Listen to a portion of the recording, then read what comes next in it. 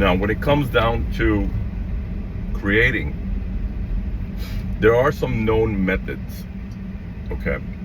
A lot of it has to do with, first off, thinking, wanting. You gotta have the desire. Just like anything. If I had a set of Legos and I had the booklet to put the Legos together, the map is right there. The only thing that's necessary to get the job done is a place where I could put my Legos, play with them uninterrupted, and the desire to put them together. The more desire I have, the less distractions will get in the way. That is the key. This is what's happening to a lot of people when they're creating and manifesting. There ends up being a moment where they start creating and then a distraction will come in. One of the things is when people are really successful, they're also very deliberate. You know, those type of people that they come in and they have a set amount of time. They have a routine. They know what to do. They get down to business. There's no idle time. There's no extra time. It's just like if you were playing with Legos. When you play with Legos, what do? Okay, so you got your booklet. You might put on some music. All right, you put on some music. If you're really dedicated, like we were growing up, we didn't have internet and the cell phones to distract us. See, that's just an example right there, a distraction, right? What you put as more important. Now, you can say, oh, well, we're just doing this for fun. Well, it's different when you do it for fun. It's different when you're determined to make something happen and that process is fun. You got to understand the difference. One is you do it for pleasure and that's it. The other one is you're obsessed with what you do and it gives you pleasure. That's two different things. Because when you're doing it for pleasure, what's happening is something more pleasurable comes in, something more interesting. And with today's society, most people are very, very distracted. There's this. Oh, there's that. Oh, I just got a notification. Oh, I got a message.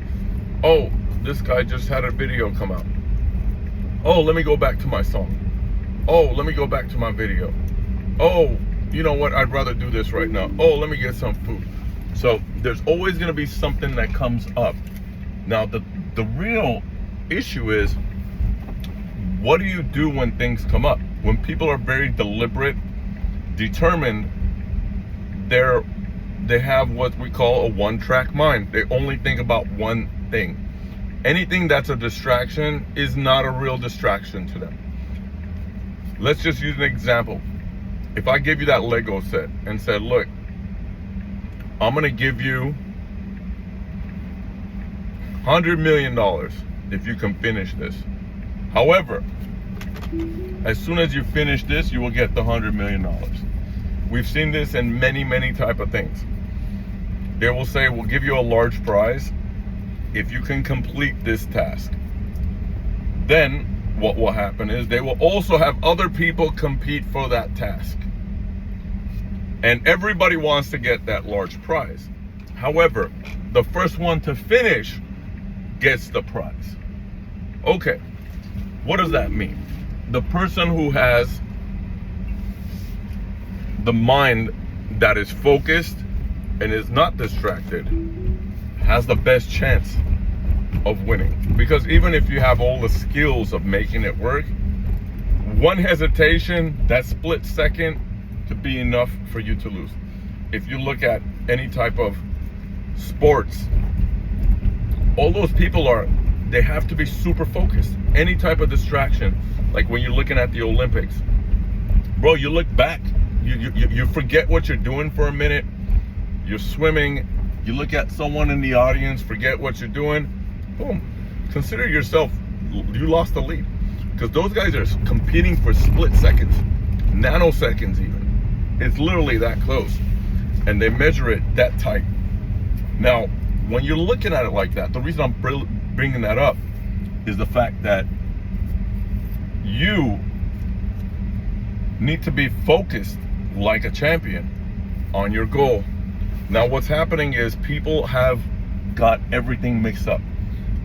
One of the things people really do understand is at work, you got to be at work. However, some people even got that twisted. They're at work, they're on their phone. They're constantly distracted by this and that. Their minds are elsewhere. The people who are going to thrive are the people who are totally dedicated to their craft. And because of that, they're able to discover nuances and opportunities, even in that dead-end job. Because they are so dedicated to making that thing work for them. That time that they're there, they're gonna maximize it to the pursuit of money, the pursuit of their craft, the pursuit of getting some type of value out of there. Now, I remember I used to take on jobs that would give me something that I can get. I used to be a soldier. When I did my calculations of what it took to be a soldier, I also looked at what I got in return. The government benefits, money. I considered the muscles that would come as a big gain. The muscles, the strength. That was something that I appreciated. I was young, I was 18, and I seen that as some type of a side payment, a secondary gain. And thinking like that, you always find new things to get value from. A lot of the jobs I did was something that I could learn, something that I could test out new skills and grow. Because I wanted to keep growing as a part of payment and not just money. If it was just money, it wouldn't be enough. So, what do? Now, even though you know how to put the Legos together, you gotta stay focused.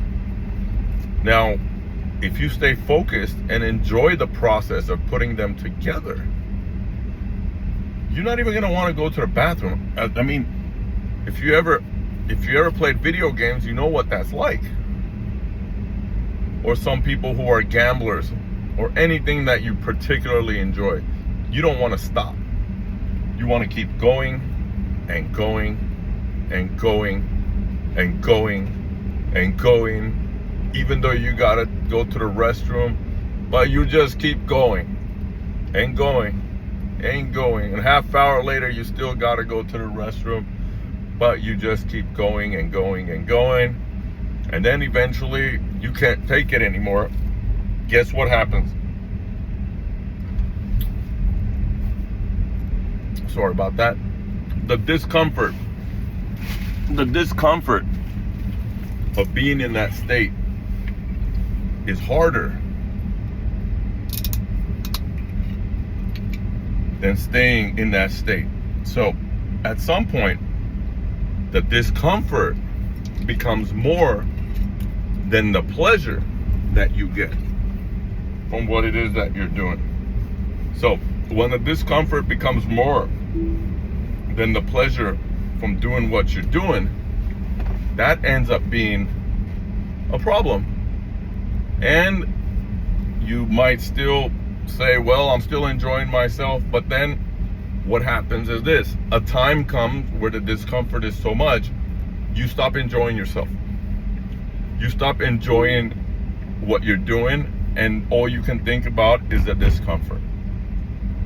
And when the discomfort is too much, it's not fun anymore. Then what you do is you go relieve the discomfort. Then you come back to continuing what was fun, because that thing, that pain, that discomfort is now out of the equation. And it makes it a beautiful, beautiful thing. Because if you just kept going like that and that discomfort didn't bother you, I mean, at some point people will realize that, hey, there's consequences to deal with. Eventually, I mean, you can't just sit there and burst. And if you did burst and it didn't bother you, eventually there would be some consequences to deal with. What I mean is, some people are like high on drugs and they're numbed out, and if they can't feel that discomfort and pain, they will continue to go that way until it ends up being that they can't continue that, because if they continue that, it's not going to be good for them. But some people, there have been cases where people are so high that no matter the circumstances and the situation, they just keep going.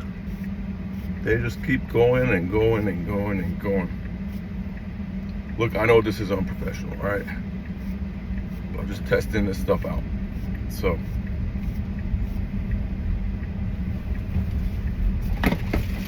let me tell you. So people end up getting distracted by, one, something that's uncomfortable. Two, something that's more pleasurable than what you're doing. Three, people put things in front of them. There's all these temptations, okay? And what I noticed is, as soon as you get close to manifesting, the temptations will come. The distractions will come. In reality transurfing, this is the principle of pendulums. A pendulum is basically something that swings your way, grabs your attention, and takes your attention away with it. Along with your attention goes you. So, you're going on a path. There's these multiple paths, the multiple timelines. Some of these things are competing for you to throw you off your timeline, to keep you on a timeline, or to take you to other timelines. That's why some people say don't share your goals with others, because they can sow the seed of doubt in your mind. And then also there is certain things where you want to make certain people happy. You don't want to go against what they say.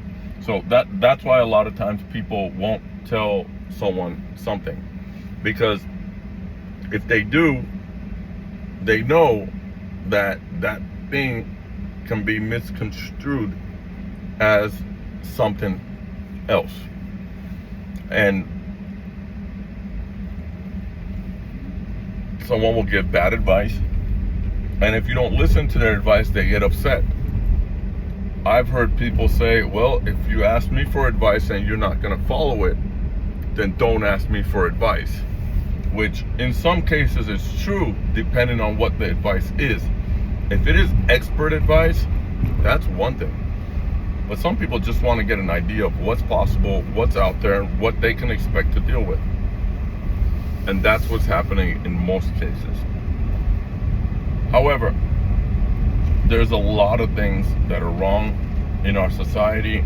There's a lot of people who don't want your best interest, which includes people's own families, people's friends. And as sad as it is, some of the people that's closest to you have a vested interest in you to stay where you're at, or even fall from where you're at. Because you know what they say, misery loves company. So the losers, they don't want a champion to win. They would rather have a champion fall. I mean, just think of Mike Tyson. Think if it was Mike Tyson, and now he's Mike Tyson gets into an amnesia. He becomes a timid little bitch. He becomes a scared little guy. Okay? Think of how much pleasure some of these people would get punking Mike Tyson. This could go on for years, knowing that he's fearful now, and people everywhere would be like, oh, and Mike Tyson would flinch, and people would get pleasure out of that, because the heavyweight champion that would eat them alive, knock their head off their shoulder, Now that man is scared of a nobody. Even though these same people would be scared to tackle anybody else. But because this same man has become so weak and timid, they would literally get a high out of come punk Mike Tyson. Think if it was an attraction, how many people would go? Even though it would be sad and other people would say this is disgraceful, there would be so many people that would show up and pay good money to be able to get the pleasure of having the heavyweight champion of the world flinch from them. This is the society that we live in. And it's not everybody, but you can understand what's going on here. These people are not what you think they are. They're programmed in weird ways, and once those programs are triggered, these people, they act different. They know that they should be afraid of something like that. It's almost like being afraid of a big beast. But I'm sure that there are big animals in nature that people are not scared of at all, like cows and other animals that are large but timid. They won't dare to do the same thing to the bull though. Oh no. They know the bull ain't gonna put up with that. And they have an understanding of what's what. But if the bull was timid like a cow, or one became, they wouldn't have a problem giving it a hard time, treating it like a cow, and getting pleasure out of that. And that's the problem. Some of the people around you are trying to knock you down. The ideas they put in are not in your best interest. And it's not just people, it's also society. Don't think that society has your best interest at heart. They have their own interest at heart. And some people are not ready to make sure life is easy for you, that things work out for you. They actually want to make things more and more complicated for you.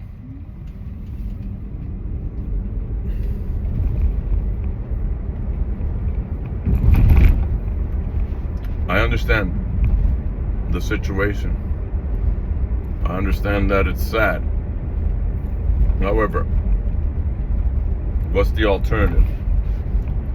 What's the alternative? Well, I realize there's times you gotta move in silent. You gotta move in silence. Why? When you're making your escape from one reality to another, there are people that don't want you to leave. They will interfere. You can see a lot of cases when you fall, nobody cares, or most people don't care. Look at the situation with this P. Diddy. Supposedly big time, everybody loves him, he's got all these big shot friends. Who's coming to his aid? Who's coming to even talk to him, visit him? I'm sure he has some, but it's not what he thought. And these same people who would come to his parties and enjoy his little gatherings, they just turn their back on him. Easy. Easy. These are the people you're dealing with. The majority are gonna try to knock you down. And even the people who really love you, they don't want you to leave either. They want you to stay where you're at. It's a really weird kind of a situation. So, you gotta be silent. You gotta stick to your plan. You gotta stay focused. The opportunities will come. This is the problem. There is a massive, massive problem. Even though you think you got an open field, when you escape, they have invisible walls. Even when you escape the farm, this collective thinking where most people are gathered into, it's like a school of fish. And you know, staying in school might be safe. However, the ones that are in school, they get all caught together. You venture out on your own, you might get messed up on your own. Just like those fish that are not in school. However, the ones that are in large groups, the school, they all get caught together. So there's a strength in numbers and some type of a safety. But when the time comes, they get all messed up together. So you gotta free yourself. You gotta free your mind. Whenever you do, you're gonna be making some things happen. Some of you already know that you're able to manifest and bring things towards you. Bring things into your life. However, what you'll notice at some certain points, boom, the pendulums, the distractions will come. The temptations will come. And you'll know you're getting close to your goal. Because the closer you get, the juicier the temptations will be. If you've ever meditated, you'll know what I'm talking about. When you clear your mind, and at some point I will be teaching you a very powerful meditation technique that I developed on my own based on the various techniques that I studied and experimented with. What happens is, the more you get clear, the more you start coming closer to the value point. Because when you start blocking out everything, your mind gets more and more powerful. And just like a world record, every split second is that much more powerful. So when you get in that zone, your mind will start bringing you distractions, memories you forgot that were key, stuff that you don't even remember, like some big memory that happened that you don't remember at all. Next, you will get solutions to things, answers to problems that have been facing you for a long time.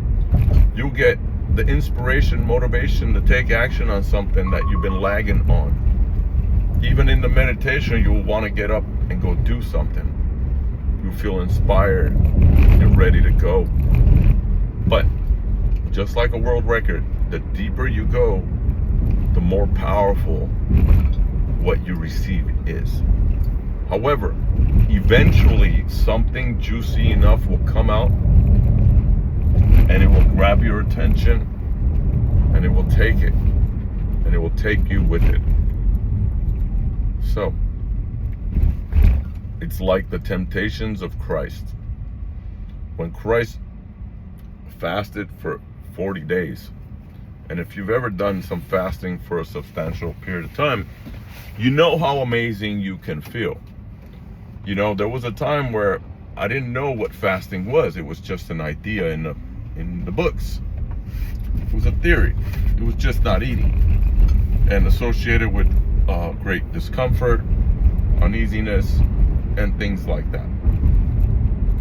However, whenever you do it, and it's really interesting because when I did it, I didn't really know what to expect. I had no idea what fasting was. I just knew that if you wanted God to react to you, this is what they told me, that you should fast. And fasting would bring up something, and it would make it more connected and able to receive your goal from God, you know, your prayer, your desire, your wish. So I did it. 5.5 days. I felt tremendous. On day 3, it became easy. My body became light. Energy went up. I didn't feel particularly strong, but I felt lighter and I felt great. I didn't need strength, like that aggression, that heaviness. You feel light. You feel easy. You feel in the zone. So between meditation and fasting, it's a very powerful combination. Now, what happens is this: 40 days, Jesus fasts in the wilderness. After 40 days, you could imagine how one would feel, right? If you've ever done a prolonged fast. And 40 days is not a big deal even. There's people who've done it hundreds of days and with the water. Now, obviously it depends on how much weight that you have and such. However, most people can easily do a few days, and with a little bit of experience, you could do 40 days. It's not something that's like extreme or like unbeaten, like something that's very unlikely. What happens is Satan starts tempting Jesus. And the temptations are, if he'll just bow down to Satan, he'll give him whatever he promised, the riches of the world, the kingdoms of the world, and such. Now, the whole point is this: that's just a distraction. Jesus was focused on something for 40 days, taking himself to another level, taking his abilities, the way he feels inside his body and his connection to the source, to another level. And as soon as he starts gaining more and more ability and power, boom, temptations. Oh, just stop doing what you're doing and focus on me, focus on this. Could you imagine if he did accept the kingdoms of the world? What would that be? Well, he'd have now a world to manage. And that would be a distraction. That would be a big distraction. That's why a lot of times when people have these big businesses and such, I kind of see them as very powerful spiritual beings because they have such strong focus. They can day in, day out, hours and hours, 15, 16, 20 hours a day. They can focus and they can create something meaningful, something powerful, something great. And what do? They create something meaningful, powerful, and great and become rich in the meantime. However, if they would have took that same ambition and energy and put it into spiritual practice, they could become some type of a master. But just like the temptations of Christ, they sold out for a certain price. Some big juicy opportunity comes. I would say some big juicy distraction will come. Even the Buddha said that his wife and kids, he called his kid the ball and chain. He felt an obligation to his child, but he felt that it kept him away from really finding himself because he had someone he felt obligated to take care of, responsible for. Luckily, he came from a rich family and that kid would have been fine just because they had a lot of resource. Now, when this is in the book Siddhartha, so I don't know how it parallels with the story of Buddha itself, but in Siddhartha, that's what happens. The prince that runs away and becomes the Buddha is in this sheltered world, but he wants to go see what the world is, what the true condition of the world is. And it ends up being that he was correct. There was something more.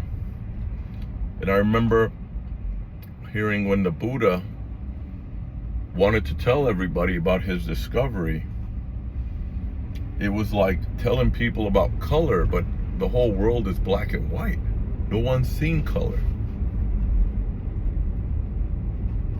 and yet he was trying to explain it the best he could. The people who were lacking the ability to really grasp and understand. However, he decided that, even if one person was able to understand what he was saying, it would be all worth it. It would be totally worth it. And so he preached and started putting his stuff out there. And so the whole point is this: how do you stay not distracted? How do you stay unbothered by these temptations? Look, some of them are nonsense. Happens to me too. I'm watching something on the TV, something I want to learn. A lot of times it's on manifesting and other such interesting topics of metaphysics. I want to get different takes on it, the different understandings, the deeper kind of beautiful ways that people are able to express and put it out there. However, what happens? Boom. I also get sucked into the phone. Now I'm looking at Instagram reels while I'm watching something. So I'm neither there nor there. And eventually I got to catch myself and get back to work. But what happens? I forget where I'm at. I forget that continuity broke. And it ends up being a little bit of a complicated dilemma when I think about it, because it's not really what I want. I'm losing my focus. I've become affected like today's society. They've gotten into us. We've taken on new habits. We gotta learn to undo things. However, a lot of these things can be combated by the operating system, because when we make things familiar, it's so much easier to undo, because it ends up being your natural state of being. The whole point of hypnosis is to make certain things unfamiliar and make certain things familiar. So the habits that you don't want, we make them a thing of the past.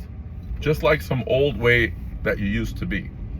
Like when you were 15, or let's say instead, just in case you are 15, some 10, 15 years ago, whenever you used to be a certain way, at some point, you changed so much that you don't even, if I said act like you did 10 years ago, I don't think you would even know who that guy is.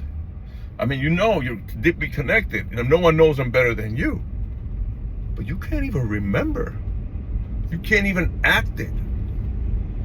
Like literally, you don't even know how. You don't know how.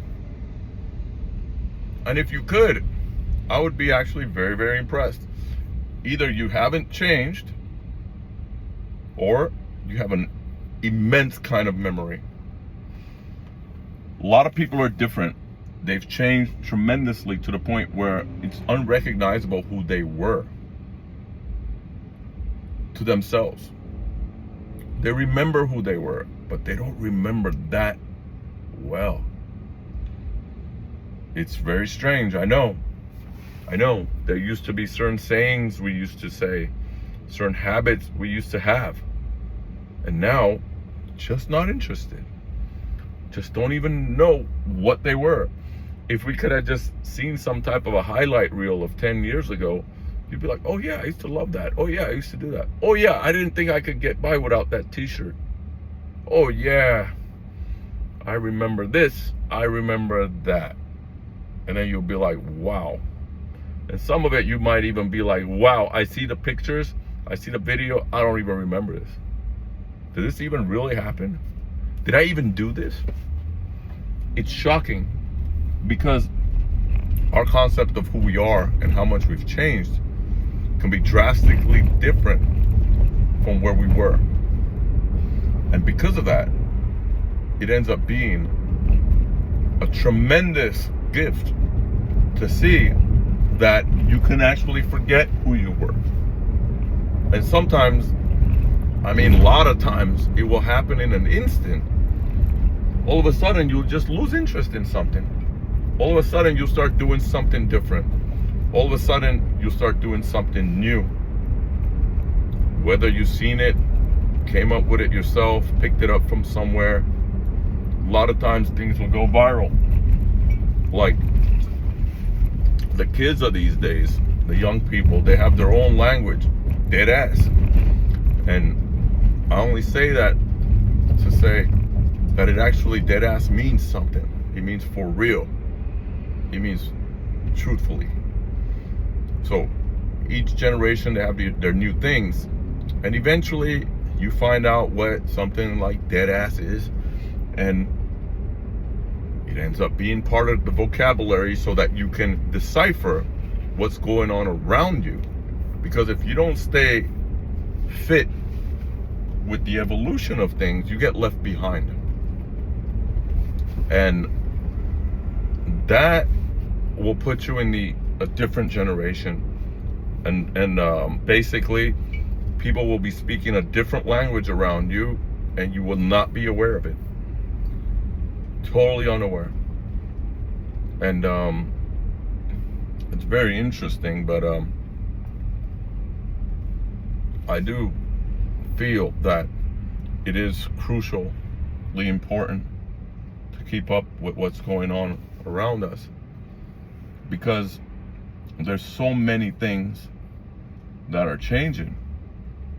However, we have to keep changing ourselves. So, as you can see, the people who don't change, they get left behind. So you got to be able to discard some beliefs and behaviors and take up new ones. Whenever you want to expand,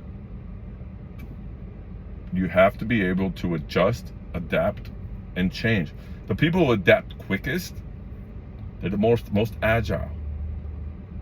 The people who can't adapt, they're like those trees that don't bend and they break.